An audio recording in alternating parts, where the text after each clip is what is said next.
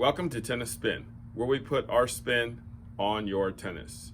So viewer request, person wanted me to compare the new Pure Aero VS to the regular Pure Aero Banana Edition, okay? I know you guys love me saying that, and I love saying that, so unless you want me to say Taxi Cab Edition, well, whatever. We'll just keep it banana for now. All right, let's get the balance board out. Okay, got my balance board out. Yes, the plastic's on here, and I weighed it in another video. I don't know if you guys seen it yet, but for some reason, this particular one comes out to 0 grams. 0 grams. 0 grams. So it doesn't change anything, okay? All right.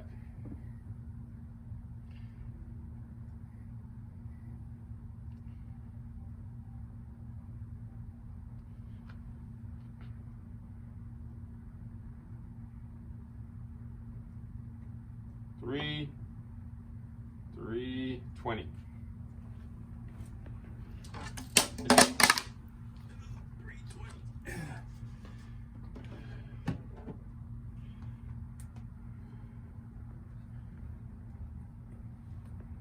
Okay.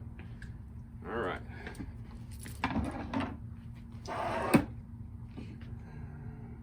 They're both 3/8, by the way, just in case you were interested.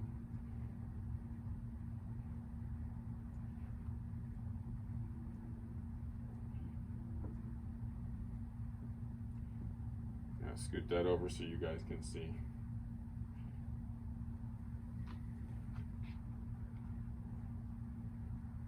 $332 millimeters. Okay. Let's take it over to the scale. All right, at the scale, Pure Aero VS.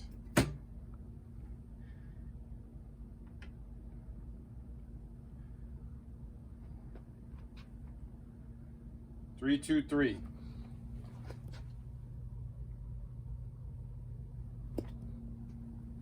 Okay.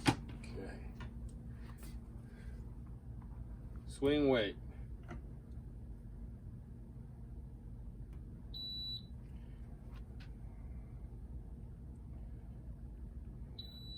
309.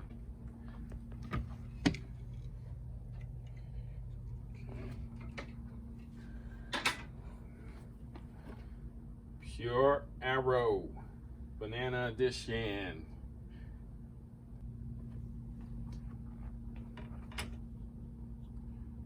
There, 318.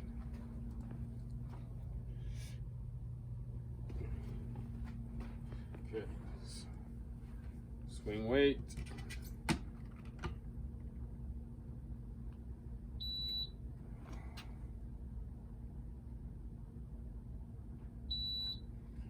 330. 330.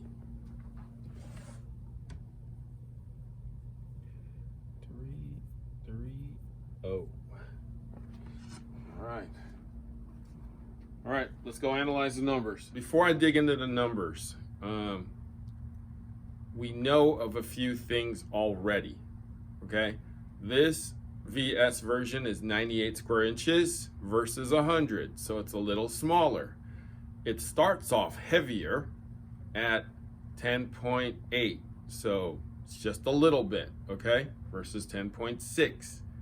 All right, why did they make this racket? Probably for somebody who doesn't need as much power as this one, right? Just a little more control. Another thing that is different about these two is that the beam is different. So we got a 21 millimeter top with a 23 center and a 22 near the throat area. So it thins out here, okay? Thicker in the middle. Whereas the standard banana is a 23, 26, 23. So we know, right, this is probably gonna be a little more powerful because of that, right? But the strange thing is they both come in at a 67 flex. on the RA. So I would think that because this is thicker in the beam, that it would be more powerful. It would be stiffer, but not according to what the numbers say, because they're both 67. Okay? All right, so let's delve into the numbers a bit here. All right, we're going to check the quality control first. The VS weight, right? Clocked in at 323. It's supposed to be about 320 strong.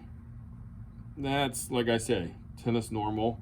The balance 320 is what the actual, supposed to be about 324. Again, still tennis normal. Swing weight.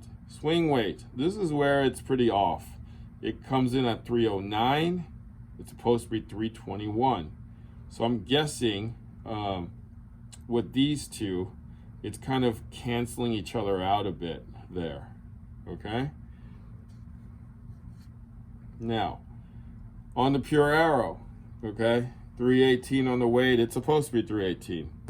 That's spot on. The balance is 332 and it comes in at 330. That's as good as it gets. The swing weight, again, is a little off now. So that thing comes out heavier in the swing weight, where this one came out lighter. So, not 4 grams. That's, like I say, tennis acceptable, right? So now let's see what we get with the actuals. Okay, we know it's heavier. Okay, we know it's heavier from the start, right? That balance means that that's a little head lighter, so it goes through a little faster, right? And the swing weight also shows that too. So it's that VS, this VS that we have is going to come through faster, okay, than if you got one that was actually on spec, right? So there would be more mass if it was actually on spec, right? That comes through, more plow. That pure Aero, that's on spec. You know, like I said, that's pretty tennis normal. You expect these type of numbers from that racket. Definitely more, like a little head heavier, definitely a little more swing weight. So that's the surprising thing to me. That 100's gonna have more plow because of that swing weight, right? So they head, even on the thing, look at these numbers, 321 versus 324, 324 versus 330, right? So you're gonna get a head lighter, right, racket with this 98, okay? So it's gonna come through faster. Like I keep saying, whenever they add weight to a racket, they're gonna head lighten it a little bit more. And that kind of shows that, okay? Now, what is right for you? You guys always ask me my opinions about this. Now, if that pure Aero 100 is too powerful for you, can't control it, too much spin, you want a little more plow, right? And you hit a little flatter, this would be a good alternative. When I struck this racket, I felt that it wanted to go less upwards, you know, less upwards, right? That I could actually come through a little easier with this one.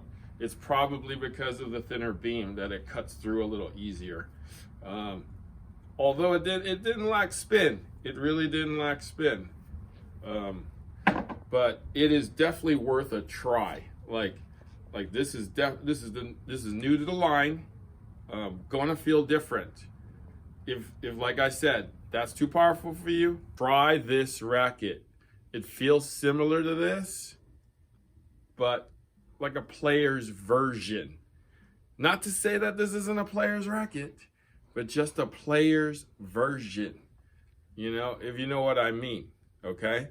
So, I mean, even when I swing this racket, I could definitely feel that, you know, the weight is, let's say, it feels from here to there, is where the weight kind of mass comes through, right?